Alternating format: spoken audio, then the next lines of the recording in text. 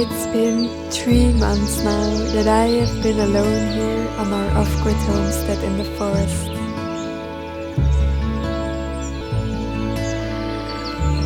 I had the opportunity to reflect on some things, and in this video I would like to take you along the journey and give you some impressions of what I've been up to during my precious time here.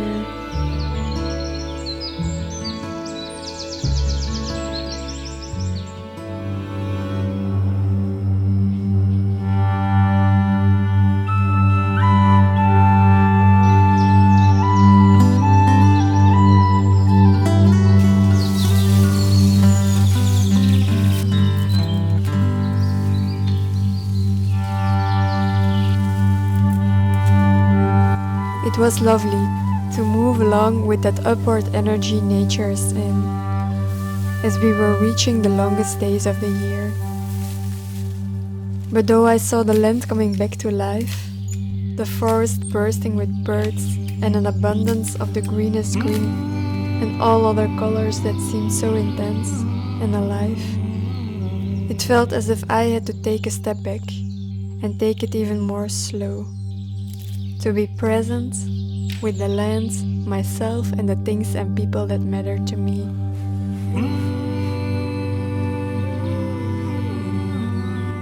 In the preparation of Stephen's departure, I imagined I would renovate the whole cabin while maintaining and upgrading other things here on the property, and simultaneously starting the vegetable and flower garden, of course, which in retrospect is cute, but was quite overconfident, I guess.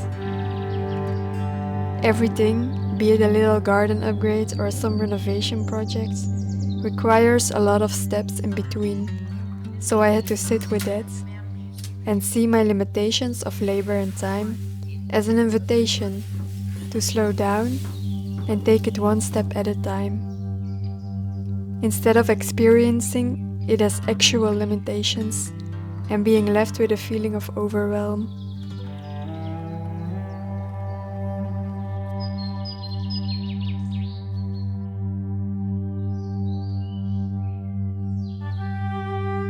I realize that I'm often living my life waiting for something. Like one day everything might be falling into place. Me, myself, and the place that I tend to. But I get these flashes of understanding that it actually will not be like that. Life is a process, and we should have visions, dreams and goals to achieve, but still staying present in that process, and also realizing that there is no such thing as an end or complete point. Because one accomplishment leads to the next wish to come to fruition.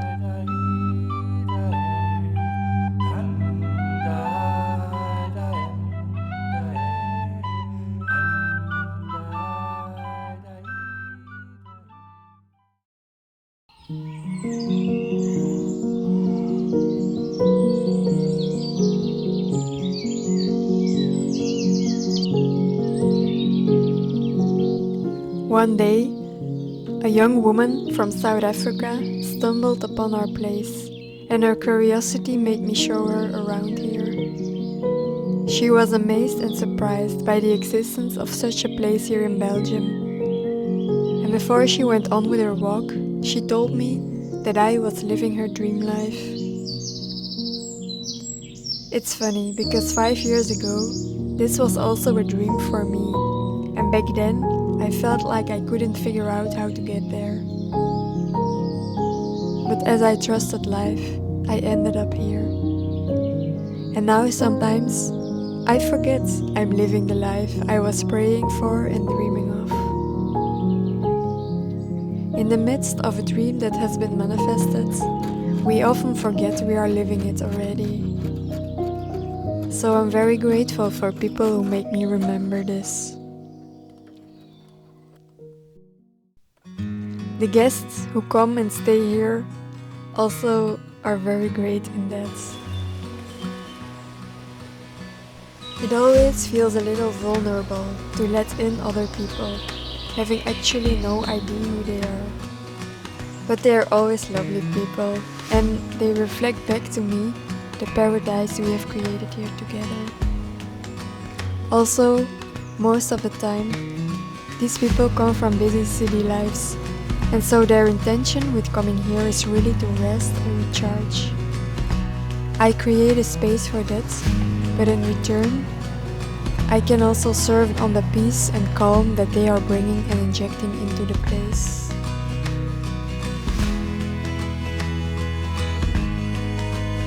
People assume that I must be zen and feeling one with nature all of the time, which of course is not true.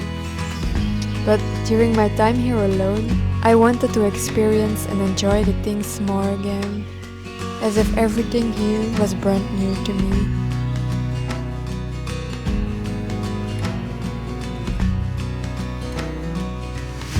Harvesting the fruits of my labor by enjoying the gifts of the land.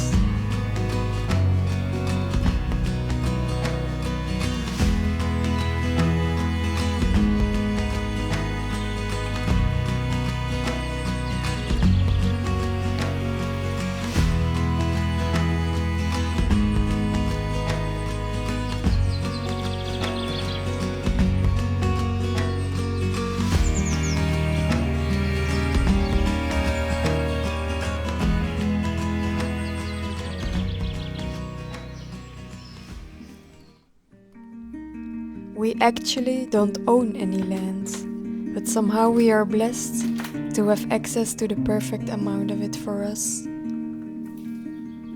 Since last year, we can use more meadows for our donkeys. It was a win-win situation because the previous owners moved, and so for them it was nice that the grass was maintained. It also came with a greenhouse on it that wasn't used, and so this is the second year I will be able to grow more tomatoes and peppers, watermelons, cucumbers, everything in here. I love greenhouses and growing stuff in there.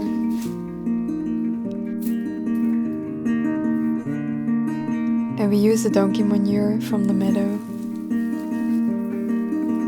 This year I was a bit behind and still weeding and preparing the soil at the end of May.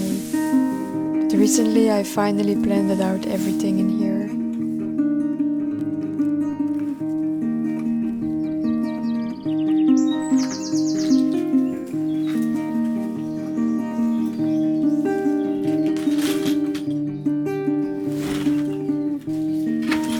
I also made an extra tomato place at our outside kitchen. I'm not sure they will have enough sunlight because we're surrounded by trees, but we will see.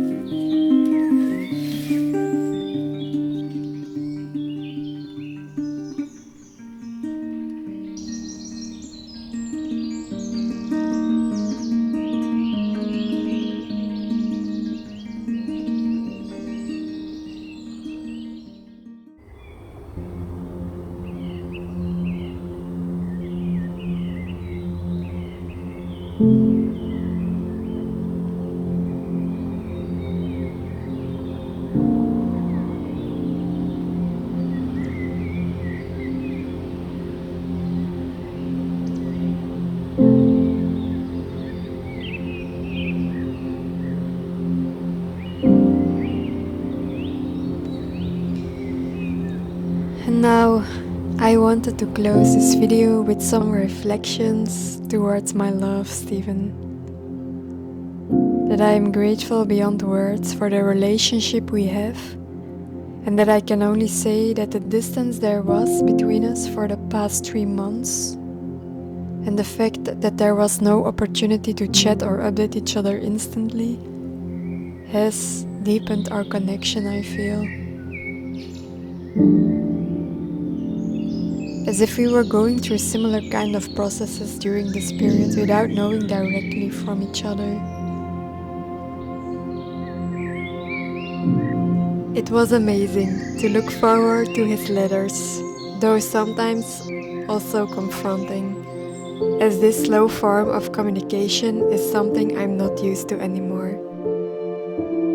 And it made me aware of my addiction to instant gratification, and that I would anticipate on that in my life in general way more than I would love it to be. I had to learn to sit with that, and the limitations of our possibilities to be in touch teach me to lessen this constant urge of responding to these needs. There has been growth and a deepening of my love for him, and the trust in myself that in his absence I still love my life a lot.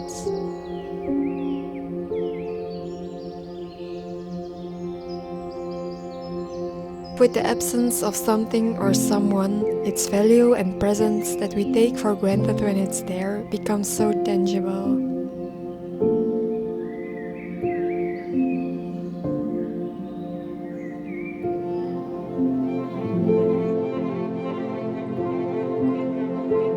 Space ignites a longing and appreciation, so then when finally the thing or person is present again, it will be like the sweet balsam of a garden full of flowers after seasons of grey and darkness.